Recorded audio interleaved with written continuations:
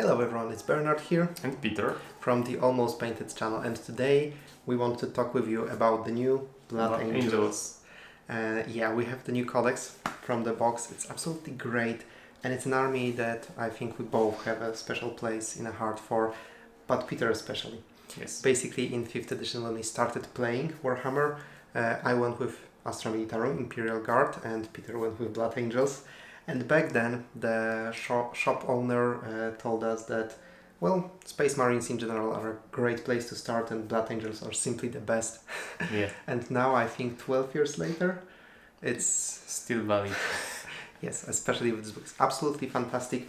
In this video, we will go obviously through, well, we think that this is the best Space Marine army currently. Yes. And in this video, we will simply explain you why we think so, going through the different detachments, and some datasheets. We will focus on what's really great here and why the army is so fantastic, not only in the competitive side of things, but in general.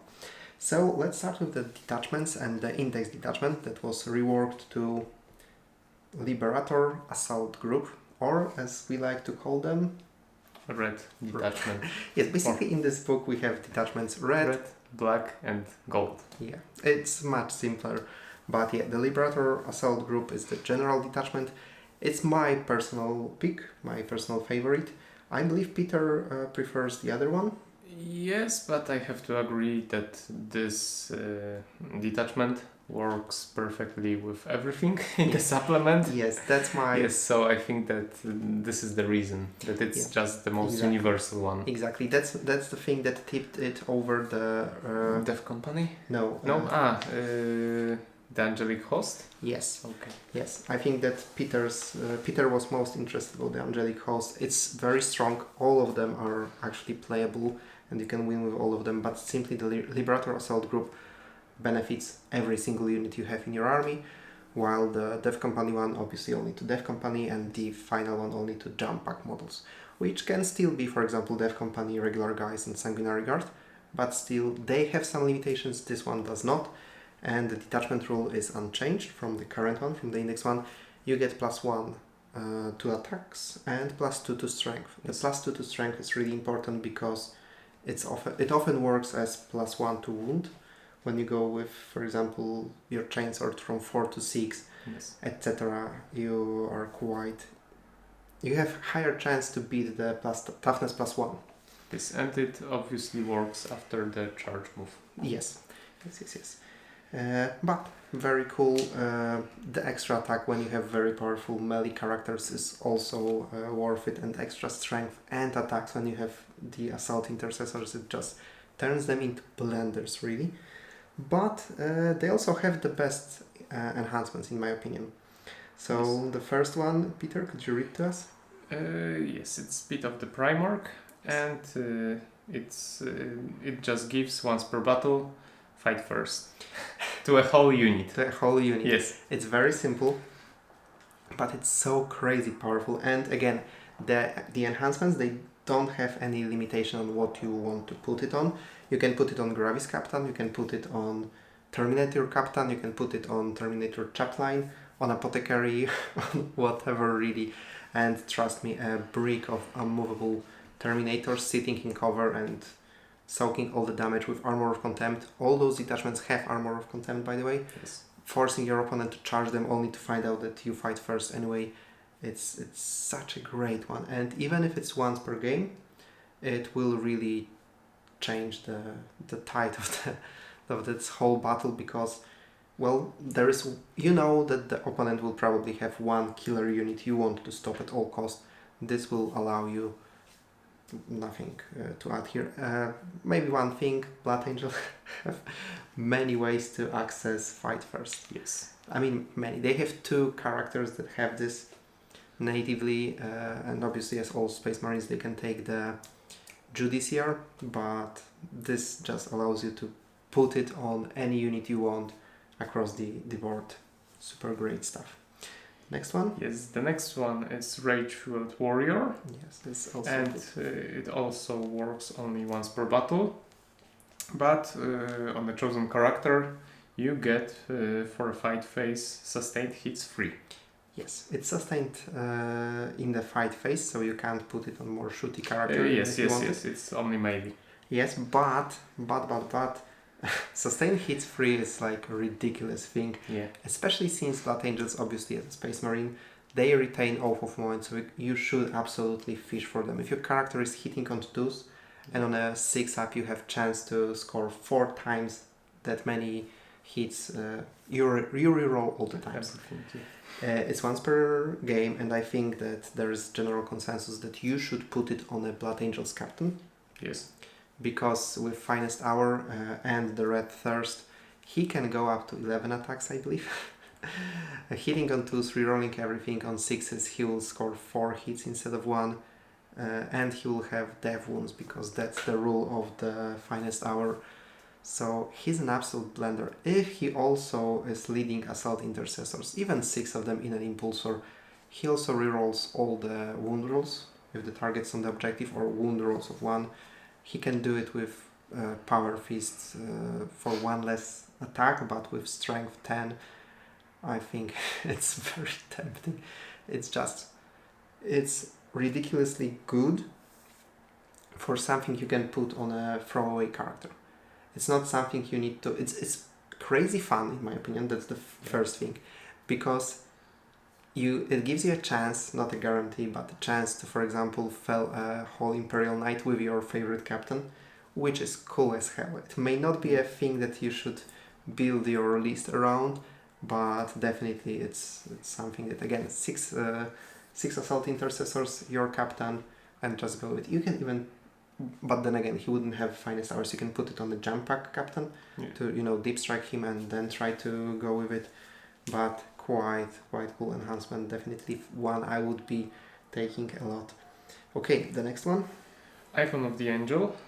And each time an enemy unit wants to fall back out of engagement range, it has to take Desperate Escape test, as it was battle shocked, and if it is really battle shocked, it has -1 modifier to Desperate. This is huge, because Desperate Escapes are on 1 or 2 you simply lose a model. So this is huge. If you're battle shocked, half the time you will lose a model. You don't really have a even option to reroll it, and the fact that the Icon of the Angel works, first of all the time, and second of all, I don't believe you have to trigger it in any way. Simply anytime your opponent wants to fall back, he just can't. And for a fun combo, you can combine it with, for example, Speed of the Primarch on a captain and give the Icon of the Angel to a Apothecary, or if you want to be even more fluffy, to the Ancient. So you have a squad that will fight first the next turn, and you can't get away from it. Kind of scary, and it can really mess with your opponent's plans. If he wants to fall back and control the objective, he can't. Again, a winner in enhancement. So we are 3 for 3, so let's check the final one. Yes, the final one, Gift of Foresight. Once per battle round, you can change hit roll, wound roll, or saving throw to an unmodified 6. Yes, it's 1 per battle round. Okay. Yes. So I believe Utar has it every turn, maybe. I would need to check. We won't do it here, but still, it's very handy. You can combine it with reroll, obviously. It's again a good enhancement. We don't know the final points, but if you have a space left, it's always nice to secure your character. Yes, but to be honest, the first 2 with fight first and sustained hits seems like the best fun. Yeah, like the Gift of Foresight is cool, but if your character is already in a unit, you probably don't need it, because it's only the bearer who can benefit from it. Maybe if you have a second captain, you will trigger Finest Hour and you will auto wound on 6 for those mortal wounds. If he had damage-free weapons, maybe. Okay, so the stratagems will go quickly. Armor of Contempt is the same as in all Space Marines. Nice. It's nothing really to write more. Yes, you have also one for mortal wounds. So you can have Feel No Pain 5+, Angelic Grace, and it's nice because it works after the wound was allocated to you. Yes, and a fun fact, mortal wounds, as far as I'm aware, maybe they changed it again, in the commentary, they are allocated at the end. So you know if the regular attacks would kill your squad. Yeah. So then you just know, okay, only the mortal wounds are left. You know how many, if they are, for example, triggered only on 6s with dev wounds. So kinda cool stratagem, but again situational. Armor of Content we discussed. Savage Echoes. Yes, so it's used in a situation when your unit is charged, and you can just add one to the selected characteristic. Yes, either attack or strength, I believe. Yes. So not the red thirst where you get +2 to strength, so you'd probably always take extra attack. But if you really want to take the extra strength, you can use the version that makes you battle shocked. Yes. And you can just add +1 to strength and attacks.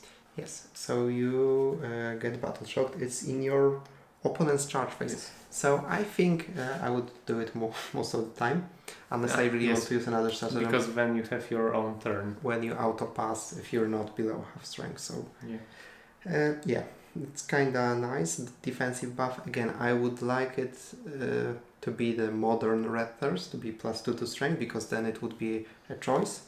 But it's still cool. If you're, for example, fighting with Space Marines and going from 4 to 5 would mean that you're wounding now on freeze. Always cool. Red Rampage. Yes, it works very similar to Savage Echoes. But it's in your charge phase. It's in any fight phase, and you can choose between lance or lethal hits, and you can also choose both. Yes. But then you are battle shocked. Battle shocked.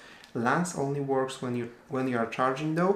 So if you are charging, you're going probably for lance because it's, in my opinion, much better.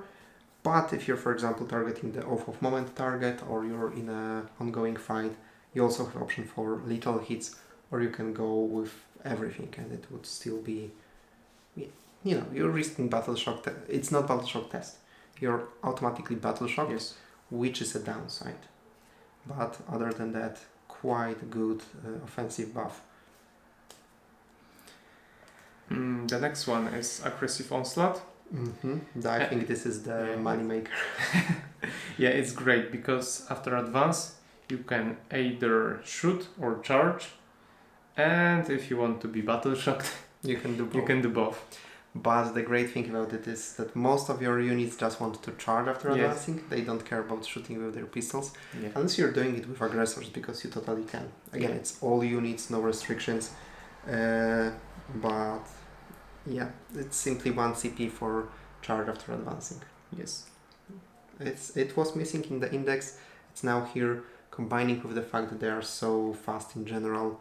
It's just a great stratagem. Yes, and the last one is Relentless Assault, which is very similar to that, but with fallback. Exactly. So yeah, again, nice one, but you're doing it in your own turn, so you probably only want to use one of those. Yeah, but all in all, I think that this is a great set of rules for detachment, because the detachment rule combined with enhancements and good stratagems. Yes, I really think that the once per battle but very strong enhancements are great. They are. You just need to find the right moment. You need to focus on it. Use some strategy tactics. Remember to use it. But when they are strong, you can win a game in a very decisive turn. So yeah, I love them. I like the fact that you can choose one or the other, or you can get battle shock to get both. But they also, each of those two you pick is strong enough to be worth without battle shocking yourself, which is cool because battle shocking yourself is quite steep price. Yeah. Yeah, so this is the Liberator Assault Group, the red detachment. Yes, and now we move to the black one, the Lost Brethren. Yes, obviously the Death Company one. So the detachment rule is a noble death in combat, and it works only on Death Company models, and you can reroll a wound roll of 1 if your unit is below starting strength, and if it is below half strength, you can reroll all the wound rolls. Yes, each of those is a cool buff, but getting there, it's another part of the story. On the upside, you can have even 5-man squad, lose 3 guys and still have the sergeant and the heavy weapon guy. So you still have the most significant, oomph in your unit, but still counting on your models to get destroyed to benefit. But I have to say that from lore perspective, it's perfectly suiting Dev Company. Yes. Because this is how they fight. They just want to die. Yes, and I remember, for example, from 5th edition Blood Angels Codex, that, for example, the chaplain Limartis had this rule that if he was wounded, yes, but not killed, he had like 5 attacks instead of 2. Because back then there were not so many attacks. I said that wounded but not killed because he had just 2 wounds. Yes, 2 wounds. So if he had 1, he had, I think, like 5 attacks and 5 something more. But it was like a huge boost. Yes, I think this. Yes, so I think it's used perfectly. And one important thing, Dev Company Marines and Marines with bolt rifles get battle line keyword. Yes. It's very cool. If you want to run all Dev Company, you can basically make a 2000 point list with only Dev Company in this detachment. The rule is cool.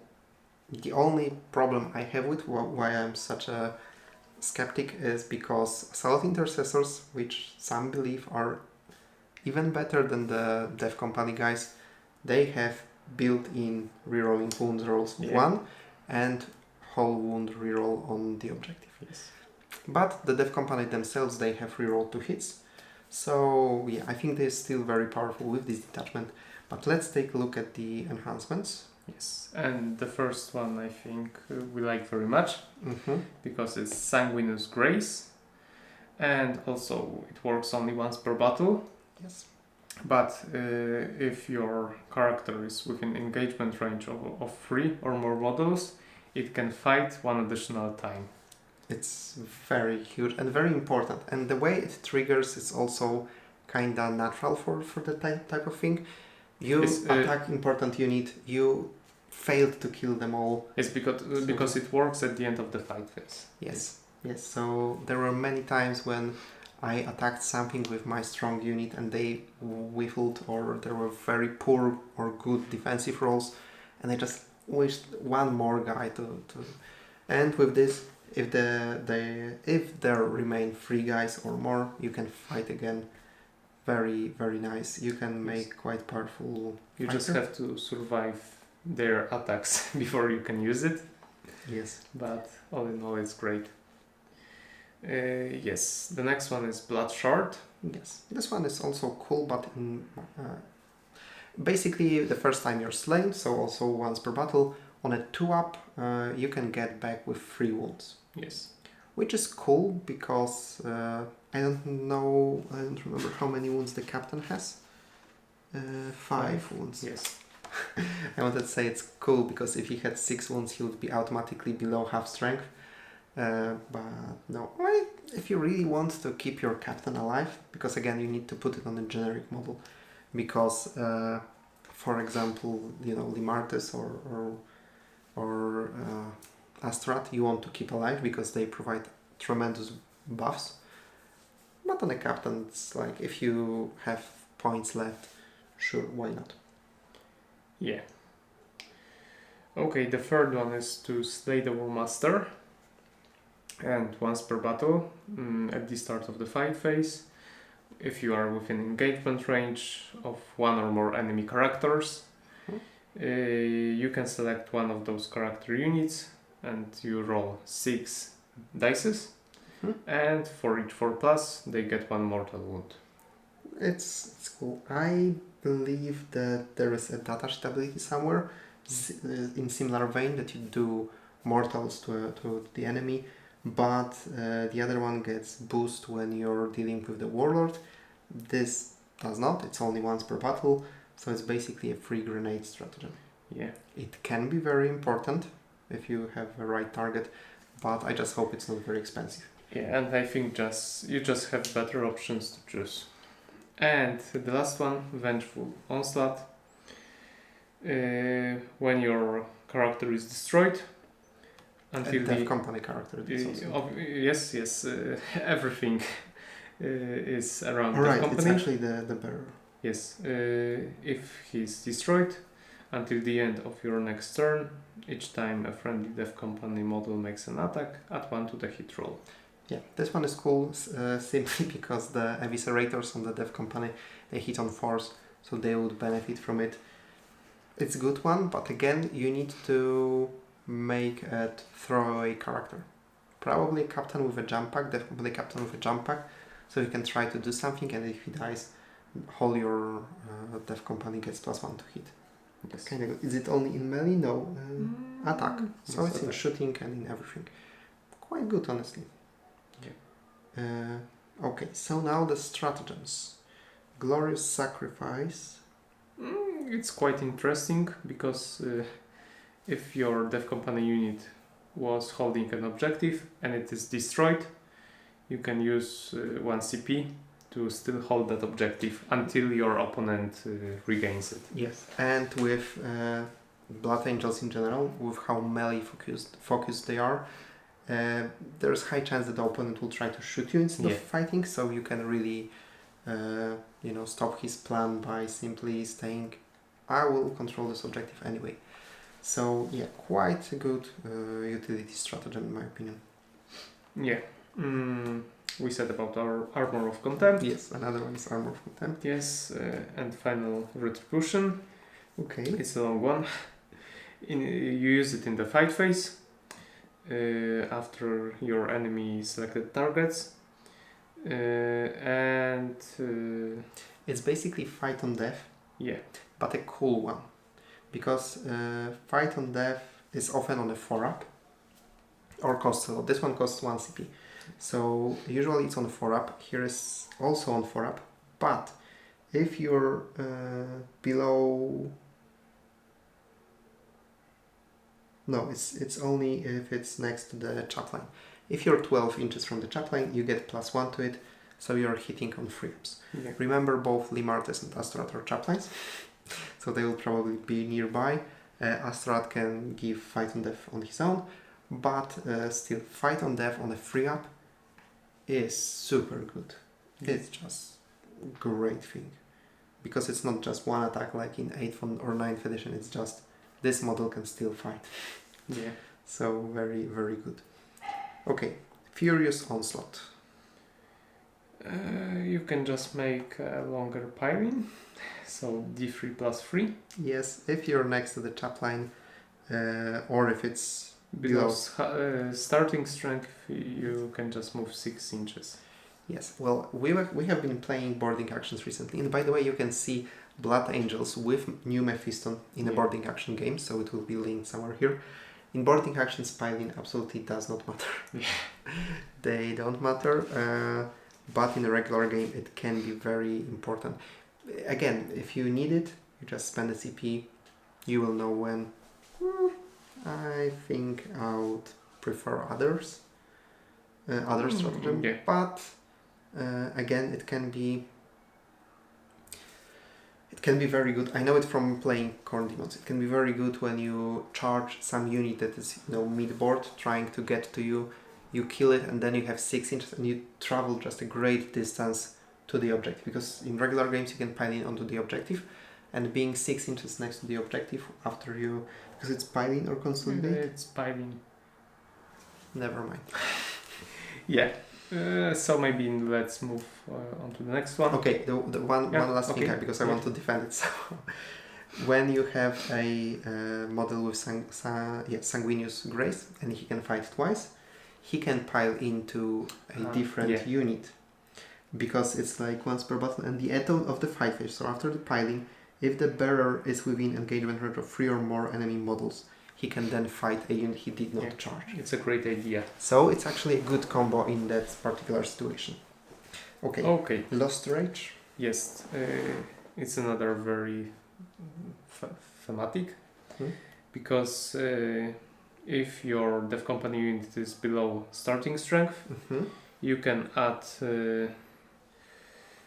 1 to attack strength and armor penetration. Okay. But if you are not within 12 inches of the chaplain, you risk hazardous tests. Okay, so this is actually a good one. Extra attack, extra IP, and extra strength. They all have placed. You get all them together. You just need to lose a single guy to trigger it. So I think that this one is a good argument to run 10-man squads. Yeah. Because it doesn't matter if you're below half strength really, unless you want to fish for rerolling 2 wounds. And again, chaplains in this detachment, they should be very easy to get by because they are the only leaders to the dev company anyway. Yeah. And the chaplains on foot, for example, they give +1 to wound anyway. So quite a good source there. And the final one is Ruffle Rampage, which lets you charge after advance. Yes. But if you are not within 12 inches of the chaplain, you can also shoot. Okay, sorry. Yeah, it was like convoluted. I mean hidden. Yeah, you can, but basically you don't need chaplain. You don't need to be below starting, so you don't need nothing. You just have advance and charge. Again, one of the best things in the whole game, and you can put it on any dev company unit on the new Dreadnought, new Furioso Dreadnought, which by the way is quite good. Maybe if we manage, we'll get to him, but we'll cover the datasheets probably quite quickly. Yeah. We'll see. Okay. The final detachment. Yes. So, as we said, it's the golden one, the Angelic Host. Yes. And I have theory that Matt Ward has returned to Games Workshop, but since it's the designer studio, we don't know who makes which codices. He works with a team, etc. But he is still working on his favorite books. One argument, the Blood Angels are also very, very strong. Mephiston again is very, very strong. But another one is he also made Grey Knights in 5th edition. And by the way, we split with Peter that he picked Blood Angels and then I choose Grey Knights. Yeah. Both by Matt Ward. So both were really good. And I'm saying this because the detachment rule is basically identical to the Grey Knight one. Except here is the jump pack units and Grey Knights just teleport with anything. But the same, amount of models depending on battle size. So for 2000 points it's 2 units. Yes. End of opponent's turn, you pick up 2 units with jump packs, and then you start your turn, and in the reinforcement step you drop them anywhere on the board. Very great, super useful. The fact that you make it after the enemy turn, but you bring them almost immediately. The only thing you lose is command phase. Yes. So you just have to be careful not to lose an objective that way. But yeah, and also most of units don't have extra benefits from being deep strike, except from the super cool redeployment. And there was a stratagem in, I believe, 8th edition, that was very similarly named, On the Wings of Fire, when you could do exactly this. Pick up a unit and redeploy it. It costs 2 CP. So ability to do this on 2 units in your army.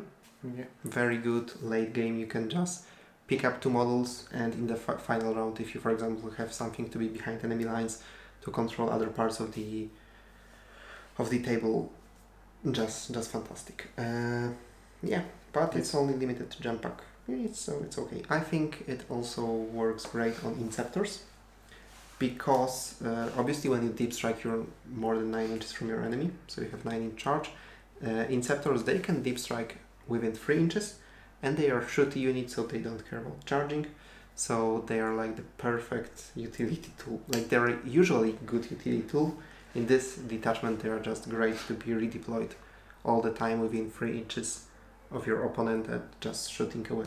Yes, but I think that this detachment rule is great for board control, because it's detachment where you want to use jump packs. Yes. And then you are also, you have the benefit of just redeploying them. They're actually, you're right, they are very fast on their own. Yeah. So you're already very good at controlling the board, and in the final game, even if you have some objective that you need to score on the other side, you can just do it. And the enhancements are also pretty good, I believe. Okay, maybe not all. Again, I believe that the red detachment has the best enhancements, but but Let's go I for think it. they are still good. Okay, the first one is Artisan of War, and your jump pack character improves armor penetration of all the weapons All by the one, weapons. and you have a 2+ save. Yes, which is really cool because I believe that now you only can have. I think you can still have jump pack chaplain, so cross use with extra AP.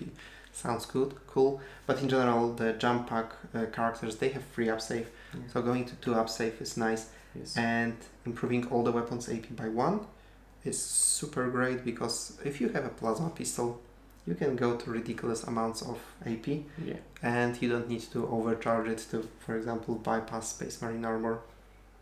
Can be useful, or you can overcharge it and just, go through 2 up save of Mephiston. Just say. Yeah.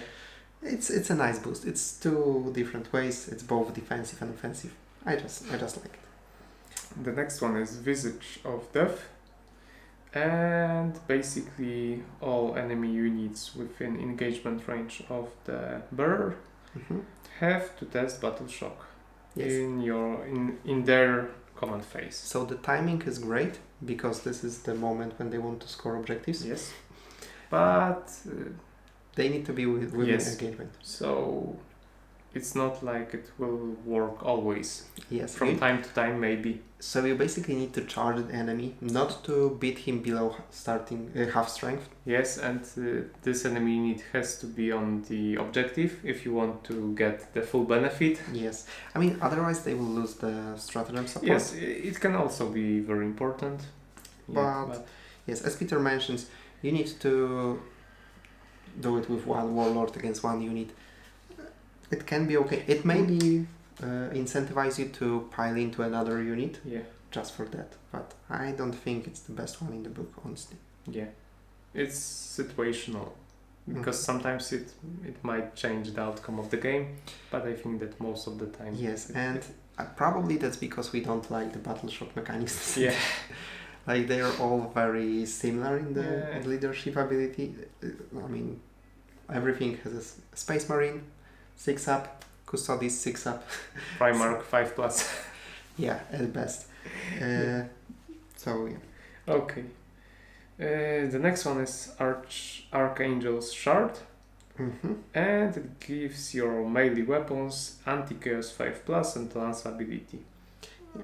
So you're taking it honestly for lance. Yeah.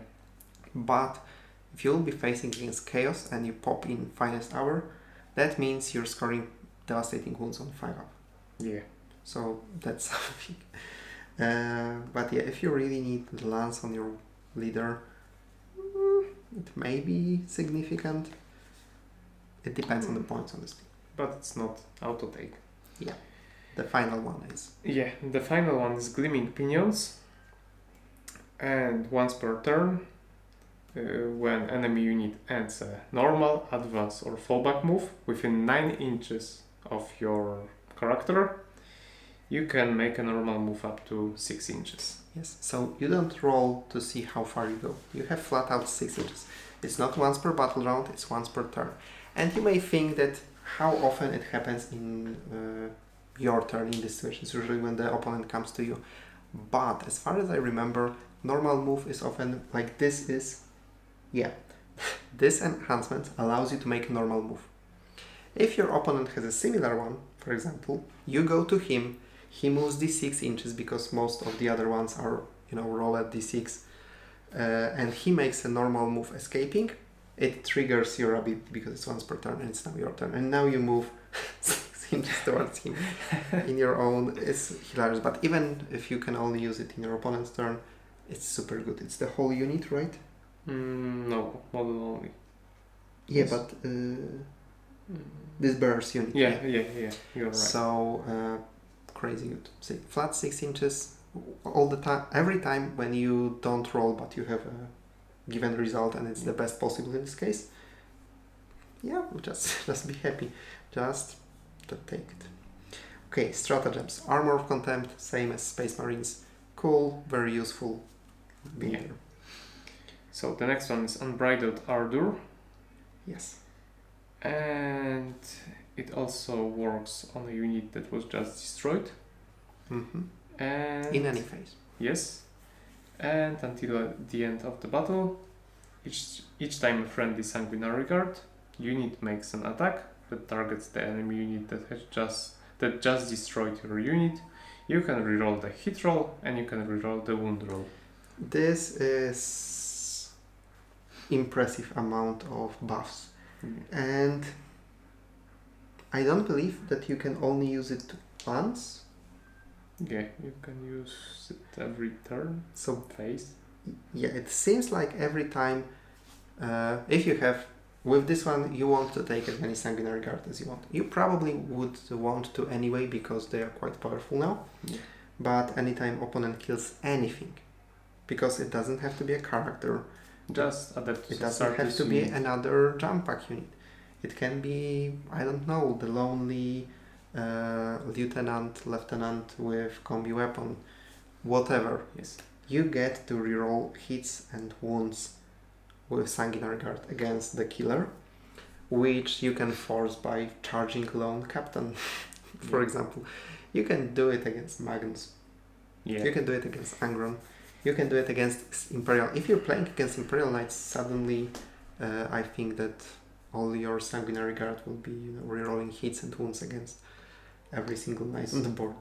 Yes, so if you want to make as much of this stratagem as it is possible, you field as many sanguinary guards as possible. Yes. And if your opponent destroys at least one unit each turn, for example, you can use it every turn and just have more and more units that you have all the hit rolls and wound rolls to reroll. Crazy good, what can I say?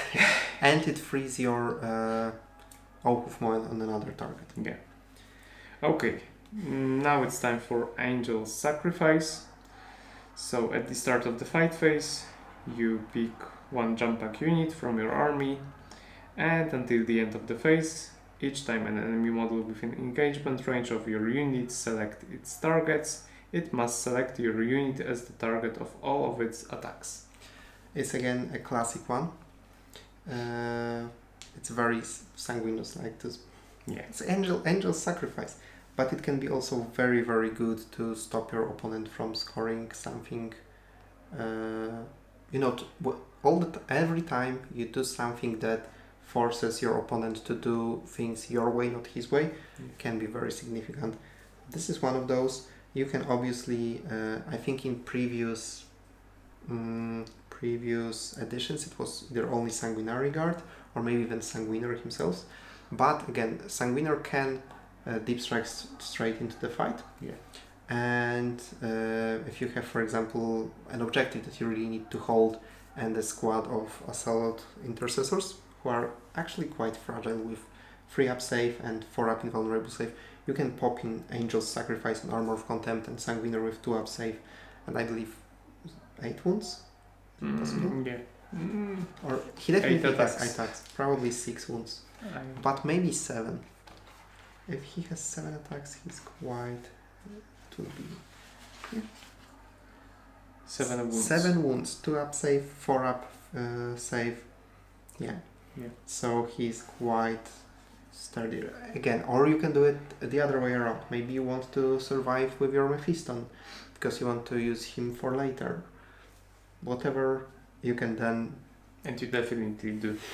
You can charge with another unit and your opponent can only target them.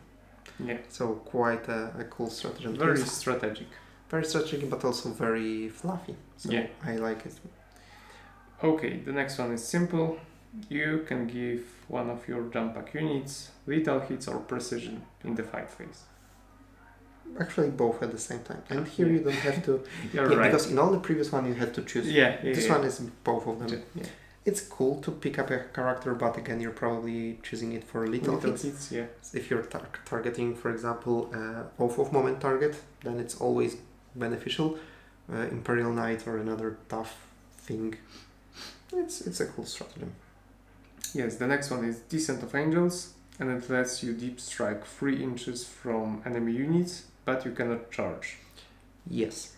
So you can, if you don't have Inceptors in the late game and you need to deep strike really close to the objective marker of your opponent, you can use this with your detachment rule. So just sneak in.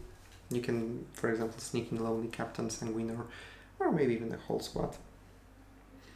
And the final one is the one previewed by GW, so we know it's broken. Yeah, Death from the Skies. Yes. Broken, like literally broken. It doesn't work for the half of the time. Yeah, because after advance or fallback, Yes. you can declare, you can shoot and declare charge. Yes, but you can use this stratagem in your charge phase. Yeah. So in the shooting phase, Yeah. you are. I think they will definitely change it. But again, for the most of the time, the Blood Angels, Want to fight. yeah, benefiting this, they want to fight. Except maybe Inceptors. I just need to check one thing. Okay, you can't escape. You can't use the detachment rule while you in an engagement range. So that's the one thing because I was thinking about Inceptors. Yeah. So you can't just escape with Inceptors via the detachment rule. That's the only one example I can think of when you really want to shoot. Yeah, but when they fix this rule, they can do both anyway, which is always nice. Yes. Okay, so that were detachments, yes. and now let's move into the units, Mm-hmm. because we have a couple of good ones. Yes. So Commander Dante, I will go really quickly. Yeah. I think that he get extra strength, maybe extra AP. Well, his strength 8, AP minus 3, damage to 8 attacks with lethal hits, so that's all good. But now he gives 1 to advance and charge rolls. And to hit rolls. And to hit rolls. Okay, so I thought that they changed it to only give 2 charge rolls. But no, you can advance and charge. And if you not in the gold detachment, you can pop out a stratagem to advance and charge, so you get +2, so it's actually really cool. But he's your only way to get +1 inch from the deep strike. So in the gold detachment you still want to take him with Sanguinary Guard, so every time you redeploy them they have 8 inch charge. Yeah. One, good. I have to finally buy him. Yes. Well, Peter has the... Yeah, I have the old one. The old one. Yeah, but I will buy the new one, and you will probably see him in the next couple. You know couple what you reports. don't need to buy because you already have? Mephiston. Mephiston. And Mephiston is great. And I know everybody on the internet is already talking about how great Mephiston is, but that's because he is. Yeah. And I believe that they will fix him with points because he currently is priced at 125. I believe they will, increase his points, but I don't know if it can be fixed because the 4-up Feel No Pain is not in the realms of, unbeatable, but it's in the realms that you can literally pass 8 saves. Yeah. And all of them have 4-up. There's just half of your rolls. Yes, statistically you have double of wounds. Yes, so 12. Yeah. And in case of Mephiston, he just have rules that work so well with each other. It complements perfectly. He's perfect. He's the perfect guy. He should be the new Fulgrim. Yeah. So, yeah, his stats. He moves 7 inches. So this is already great. I mean, it's only extra inch. But he can then advance and charge. Yes. Because his quickening just now works that way. His fight first ability, yes, that he was a leader. Yes, in case he doesn't charge, he fights first. It's just a regular, core ability, fight first, as is lone operative. So if you worry that he will be shot and killed despite having 4-up Feel No Pain, 2-up Armor save and 5-up Invulnerable save, you have lone op. You have fight first. You can advance and charge. If the enemy unit is charged by Mephiston Yes. and then wants to fall back, it's not that easy. Yes. He will always, in the ongoing fights, start first, as the name suggests, and his transfixing gaze makes that the opponent has to test a leadership to fall back. And this is very important because leadership test is not Battle shock. Yes, it's not battle shock test. It's done in the movement phase. Yes. So there's no way to reroll it or bypass it or improve it by any, abilities. I don't know of any ability that affects leadership tests. Yeah. For example, the Shadow in the Warp. The Tyrannids, they need to pass the leadership on 2 dice, which is very significant for them because they are made that their leadership only makes sense in Shadow of the Warp when they have 3 dice to it. Because otherwise they have like 8, 9. So the Tyrannids will be staying in fight with Mephiston even if they have Shadow of the Warp. So that's great. And since Mephiston is also locked in combat, his psychic power, it's pistol. Yeah. So he can use it in combat. He can use it alongside his other pistol. That is plasma pistol. Yes. Obviously. Yes. And finally his sword has little hits, only 6 attacks. Like this is the only part when I look at it and I think, wait, that's not really OP. Yeah. It's strength 9 though, so 11 on charge in the detachment with 7 attacks then. AP minus 3, which is also kinda impressive. Like power fists are AP minus 2. He has casually AP minus 3. Yes. And And damage. I think that the only drawback is the damage because it's random D3. Yes, because it's a force weapon. So this is your only chance of surviving Mephiston. Either you have damage reduction, or he just rolls poorly on his rolls. But yeah, he will then use his psychic power. He will start the fight again in the next turn. He will definitely survive with this Feel No Pain. If you don't believe us, check the battle report. There will be also another one when I actually threatened Mephiston, which is coming, I believe, next week after this video. We will see. Yeah. But if you want to see him shine, watch the one with water. Yes, Yeah. the Sanguiner. I think this is my favorite character. By the way, Mephiston is obviously not a redesigned model for this current edition, but I think it's the best model ever, considering that he's a homage to the artworks. So how good he looks, how dynamic. The flowing cloak adds a volume, so he's really big and standing out in the crowd, but also not in a weird way. But I have to say that the fitting of the parts is not perfect. Yes, and it's very surprising. You more often see him with the plasma pistol instead of the hand. Yes. That's because the hand is so hard to put in place. When I was putting him together and I wanted to use this hand, Yes.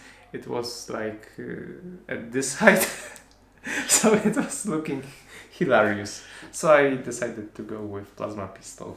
Yes. Sanguiner. This is my favorite model. He's currently more expensive than Mephiston, which I think will change. He's identical to what he was in the index. No changes whatsoever except new model, bigger base, but he's still a beast. 7 wounds, 2 up save, 4 up invulnerable save, so in terms of defense he's slightly better than Mephiston until you start counting Feel No Pains. Yeah. He has 8 attacks with only strength 6, AP minus 3 and damage 2, so at least the damage is stable, and 8 attacks is more than Mephiston, but he also has devastating wounds. He does not have precision, I believe. No, so you would need to spend a CP for the challenge one, for the precision.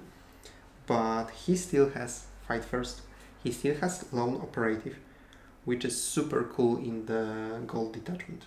Because you can just redeploy him out of the range of enemy doing the important stuff. It's cool. And he has 2 abilities. Aura of Fervor allows to reroll. Oh yeah, that's cool. I mentioned that there is no ways of rerolling leadership test. Aura of Fervor allows this. Yeah. So again, I think that it's very typical of Matt Ward to make OP rule and then in the same book ways to fight against this OP rule if it happens anywhere.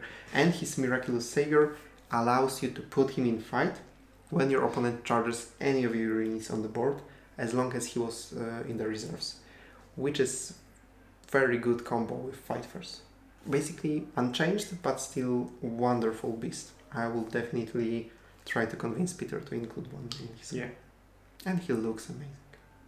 That should be. Yeah, so far I think that Mephisto and Sanguinor are just outstanding, Mm-hmm. but I think that Commander Dante is also really nice. Honestly, I now think that he's also outstanding with Yes. the abilities to charge. No, I mean to add +1 to charge. Yes, it's very strong because it's +1 to advance charge and hit And rolls. also his Death Mask of Sanguinus forces Battle Shock test, Yeah, but in a But- 6-inch radius. yes, It's- with -1 modifier. Yes, it's at the start of the fight phase, which means that it's not maybe perfect timing, but with -1 modifier you have high chance to forcing your opponent to, lose stratagems. So that's at least it. Yeah, Okay. and he's quite good Yeah, at commanding. Yeah, you're right. So now let's move to Dev Company, Epic Heroes. 2 very new models. Yes, and they are also very good. So let's start firstly with Astorat. He received a massive glow up in my opinion. Yes.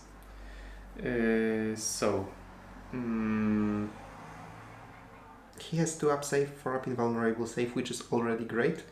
Only 5 wounds, so the lowest so far from the main characters. But still, it's quite tough cake, especially considering he has wings, so he can obviously move 12 inches. He can only lead Death Company with jump packs. But when he does, he gives them devastating wounds on the charge every single time. And he also has devastating wounds. Yes, and On he his has precision. Yes, on Yes. his Executioner's Axe. Yes, so his weapon is only 6 attacks. Only.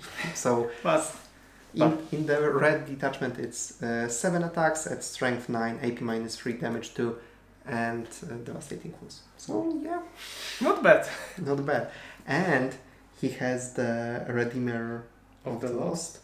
which is fight and death on 4 up for free Yeah. for his unit, but yeah, it's also very, very good. And obviously the devastating wounds when he gives it to when his squad charges, I believe. Yes. Yeah. So again, he got much better in fighting himself and in leading his unit. So and absolutely great model. Yeah. Limartis. And the second hero is Limartis, who is more standard chaplain, but Mhm. still a great one. So he has save 3+ with invulnerable save 4+, but he has feel no pain 6+. Yes. So that's nice because it gives a bit of extra Survivability. Yeah. But also important note, he gets the feel no pain because he's a Death Company. Astorat can lead Death Company, but he does not have himself Death Company keyword. Yeah. Which obviously when he's in a unit they all get mixed keywords, but when he's left alone, Astorat wouldn't be able to use the stratagems for the Death Company. Does Limartis have Dev Company keyword? I don't think so. Oh my goodness. They don't have both. Oh my goodness. I need to check because... No, Death Company. Okay, so... Interesting. Yeah. But yeah, I mean, it's not a big deal, but... He can also lead only Dev Company with jump packs, and he gives them lethal hits. Which is cute, but the main thing I think is... It's -1 to damage. Yes. It's to all attacks, because Yeah. I was checking if it's only melee attacks. Yeah. No, he just casually gives you -1 damage to your whole squad. They have to be with jump packs, which is limiting in terms of building that unit, because you need to put more resources, but -1 damage. Ask the Dark Angels players, Deathwing players, it's great. Or their opponents, that will be me. I hate Deathwing Knights. Okay, so maybe now let's move on to Blood Angels Captain. Yes, he just can take an Inferno Pistol Dust. Yes, but I think that pairing him with some of the enhancements Yes. can work really well. Yes, he's definitely the thing to go. Although I believe he lost access to some things from the Codex, so you might be actually better to take the Space Marine Captain from the main book, because the Blood Angels Captain can only take the things that are on the sprue. And it's a gorgeous model, so I would probably still pick him and just give him Power Fist and Inferno Pistol. But if you want to give him, for example, Plasma Pistol or Thunder Hammer, you can go with the Space Marine regular one. Yeah. Okay, and now we move to Dev Company Captains. Yes. So, The regular one and with jump pack. Yes. So the regular one has a cool rule, which is also callback to the earlier edition, the Forlorn Hero, which simply gives his squad Scout 6 inches ability. It doesn't work if they are in a vehicle. And I think that in previous edition they had very similar stratagem that was called Forlorn Fury that let them move before the game. Yes. So this is a very good rule, but if they are not in a transport. And it explicitly says here, because the rules, the general rules, allows you to, if your whole squad in a dedicated transport have Scout's ability, then the transport also has. This one is forbidden by the rule itself, so you wouldn't get it. Black Rage is the same for all Dev Company models, so when we get there we won't be rereading it. It's basically you reroll all the melee hits, but you go to OC0 if there is no chapline within 12 inches. So that's it. And it's important, it's only melee hits, because when you have Dev Company with rifles, they also can reroll melee hits. But we'll get to them. And the Vision of Sanguinius, this is the cool rule. So you can read it. So if this model is destroyed by a melee attack, after the attacking unit has finished, you roll 1d6, adding 2 to the result if the attacking unit contains the enemy warlord, and on a 2 or 3, that enemy unit suffers d3 mortal wounds, on a 4 and 5, 3, and on a 6+, it's d3 plus 3 mortals. So this is, I think, already better, because the worst case scenario, if you're targeting warlord unit, is d3. Yeah. But you can easily go to d3 plus 3. The disadvantage is you need to, sacrifice yourself against that warlord. It may not happen. It would be probably better for the Dev Company Captain with jump pack has exactly the same rule. Yes. Just give it to him. Give the enhancement that if he dies, all your models have +1 to hit, and just go party. Yeah, and I think I would go with jump pack, Dev Company Captain, because he has lost to Fury rule, which gives his unit sustained hits 1. Yes, I think it's quite good. And you get extra mobility and so on. Yeah, and by the way, they have exactly the same loadout as the regular Space Marine captains. I mean, the Dev Company is actually the Blood Angel captain, so he has the new model loadout, so Inferno Pistol, Power Fist. It's a little limited, but the Dev Company captain with jump pack is the same guy. So, Sanguinary Priest. I know that everyone is sad that he lost the jump pack, but I think he's a fantastic model to add to a unit of Assault Intercessors. He can go to a plethora of units, and only Assault Intercessors make sense, but he just creates a fantastic combo for them. He gives -1 extra AP, which is already great, and 5 up Feel No Pain. If he's not too expensive, this alone is just like a suite of perfect buffs for Assault Intercessors. They reroll wound rolls, they will have strength 6 on the charge, 6 attack each, I believe. They will just go for everything, and the AP is the only thing holding them back. He just fixes that, gives them 5 up Feel No Pain as a bonus. What more to ask? And you can attach him even if the captain is there. Yeah. So you can You can do some crazy combos. Yes. And now we move to the Golden Boys, Sanguinary card. We do not talk about the models, but Peter will probably use some spare bits when Yeah, building them. I prefer them with wings, but you will see. Yes. And I think in terms of rules, they are great. very strong. Yeah. Yes. So the unit composition changed because They used to be they used to be 5, 5, 10, and now they are 3 to 6. which is okay, I believe. They got extra wound for that, and I think this changes everything. And I think that also 4 plus invulnerable. Previously, they were models that would be like, bitch slapped with a power fist with flat damage too, and you couldn't do much about it. Now, 3 wounds is already working greatly, and 4 up invulnerable save, just to be sure, is also fantastic. They can now take a banner for extra OC. Yes, and they have Angelic Visage that gives them -1 to hit in combat. And also, if the character is leading the unit, you get -1 to wound rolls also in combat. And in terms of weapons, I think that unfortunately the blades are the way to go, and I say unfortunately because I love the spears.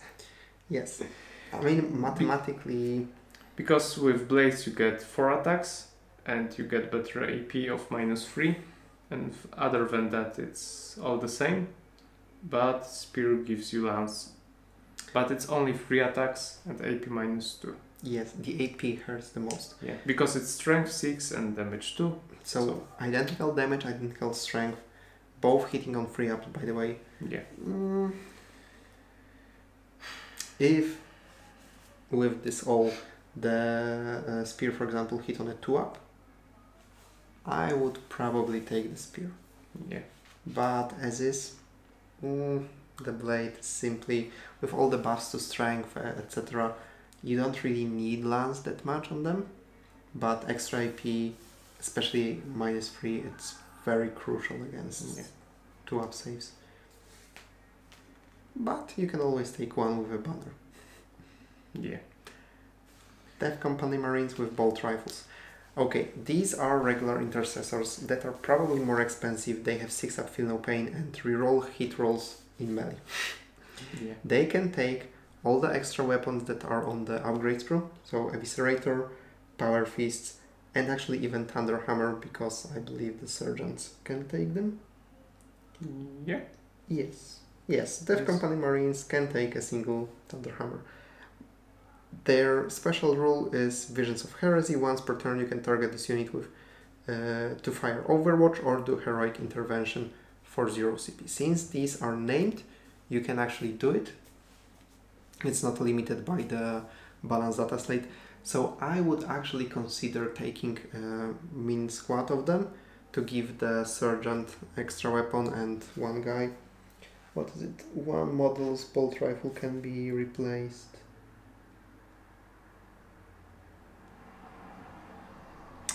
Because they don't have Sergeant, by the way. Yeah, they don't have Sergeant, but one guy. So basically you can have one Eviscerator, one Power Fist or Thunder Hammer, one extra Chainsword, and for example Grenade Launcher, and some special pistols. So it's not that bad of a unit. I mean, it's called Death Company Marines with bolt rifles. You can fit them basically three guys with some melee weapons and two guys as ablative wounds, just to have access to those rules. So I would at least consider, if they're priced cheaply, I would actually consider them. But to be honest, I would go with regular Death Company Marines, probably, because you want to fight. Yes. What can I say? Their special rule is an honorable death in combat. Yes, they have sustained 1 if they are below starting strength, and sustained 2 if they are below half strength. Yes, it needs to be... Okay, it doesn't need to be in melee. Yeah, in melee. So they seem like a better shooting unit than... It's all over the place. But yeah, they can take, again, Heavy Eviscerator, And the sergeant model can. There is no sergeant. Yeah, I'm saying he has this option clearly because they were reserved for the sergeant. So you can take one special weapon for the whole squad and one eviscerator per 5. Yeah. A little limiting, but okay. And the last one, Dev Company unit, is Marines with jump packs. And they have simple rule, they just reroll charge rolls. Yes. And they are very good because only them can be led by Astorat and Limartis. Yes. So we want 2 squads of them. You want squads just for that. And it's actually a quite good unit, honestly. Yeah, the roll of charge rolls is quite significant. In the gold detachment, even though we call it gold detachment, it's not Liberator. Angelic Host. Angelic Host. When you redeploy, you're 9 inches away. Having ability to reroll charges on multiple units, it's actually quite useful. Yeah. So there's that. And they can take Eviscerator along with the Power Fist. I believe they can take the most special weapons of all, because one model can have Power Fist, and for each 5. Yeah, so basically you can have 2 heavy weapons and an Eviscerator for every 5, so quite good. So and some special pistols. Yeah, so that was Dev Company Marines, and now we finish with Dev Company Dreadnought. Yes. Which is quite good. It's quite good. It's currently expensive in the points, but that's because the model it's based on, so the not Furioso, but RIP Furioso, Brutalis Dreadnought, it just got point drops very recently. So he just didn't catch up to it. Yes, but I think we can expect points drop in the next... Yeah, he will be less than 200, I can guarantee it. He basically has a black rage, so rerolling hit rolls in melee needs a Chaplain to have NEOC, feel no pain 6 up, which actually with 12 wounds would be significant. Yeah. But he also has Driven by Fury rule. This is basically the Blood Surge from Berserkers, except I don't believe it's really that limited. No, once. Yeah, but basically once per turn when he's shot at, he can make a move d6 plus 2 inches, which is actually quite a lot. So going up to 8 inches in your opponent shooting phase, it's quite significant. Yeah. So he can be quite a speedy Dreadnought, and that's exactly what you want from a melee oriented one. You probably want to make him with the Blood Talons and Multimeltas, to be honest. But yeah, the points will determine everything. But he's very cool upgrade to the Furioso Dreadnought. Okay. That's what people thought when the Brutalis was first presented, and now they just confirmed it. And the final entry in the Codex. So we will be done with the whole review, because Peter, by the way, he had a race today, a bike race. So he did 90 kilometers over the mountains with the total elevation gain of over 2,200 meters. Yes, that's a lot of feet, by the way. That's so many feet that I don't even want to count.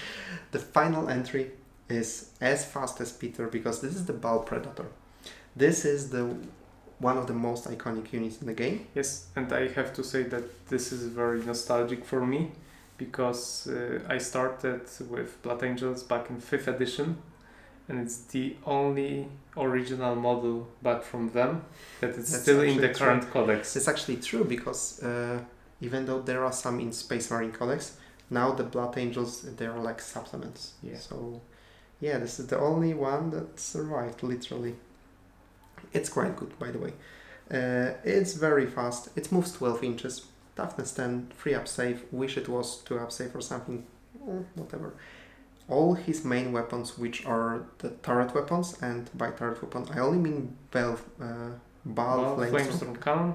Because you don't want to take the Assault Cannon, really. Yes, it is Assault. Yes, they are all Assault. And you can reroll advanced rolls. Yes, and his special rule, Detachment rule allows him... No, Detachment. Datasheet rule. Yeah, overcharged engines. allow him to reroll advance rolls. So you'll always be advancing with him. Always get into the position. So the shorter range of the flamethrower cannon, which by the way is 18 inches, so it's not that bad. Always has something to shoot. His heavy bolters on the sponsons. Also assault. And you can basically drive him the first turn towards your opponent, shoot him, and the moment your opponent wants to even think about moving, you just declare Overwatch and toast him again. And the flamethrower cannon is actually quite powerful. This is the same one that's on the Land Raider Redeemer. No, Redeemer. Yes, Redeemer. So it's D6 plus 3 attacks, auto hitting, strength only 6, but 8 minus 2 and damage 2. So for a flamer, it's quite great. It's very anti-Space Marine. Yeah. So quite good there. If he's not expensive, I would at least consider it. Well, mainly if you have one, because if you don't, then there is the aspect that maybe you don't want to buy a model that would probably go out of range. We will see about that. So, in general, this book is great. Every single datasheet is at least good. Even the Bal Effin Predator is good.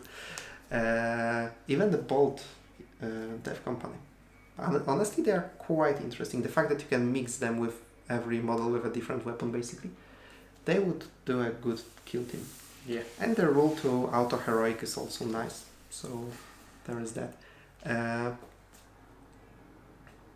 the detachments are fantastic. Yeah.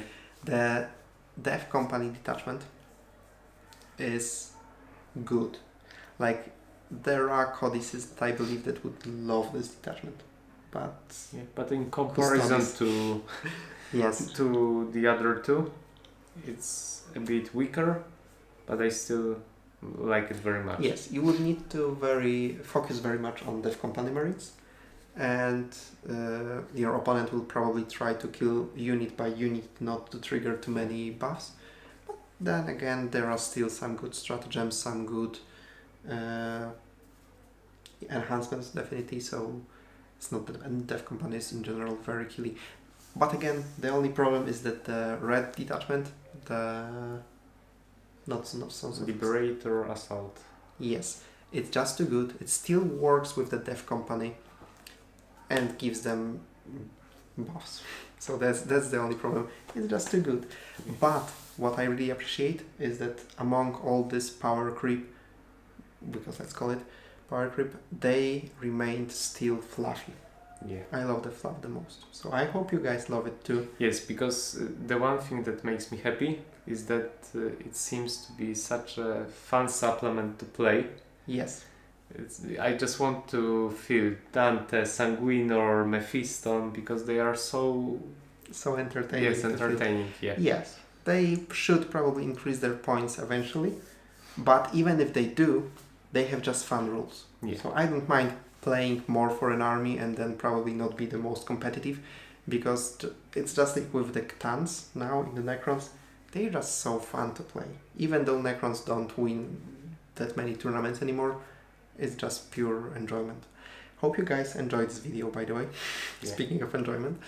If you did, give this video a like, subscribe, and tell us what content do you want to see with the Blood Angels, because Peter will be soon. I have a lot of models to yes, a lot of models, paint. a lot of things to do. So see you in the next one. Oh, and we already recorded the Necrons versus Blood Angels battle. Boarding actions battle report. So I just need to edit it just after this video. I'll probably do it. Yes. Bye bye. Bye.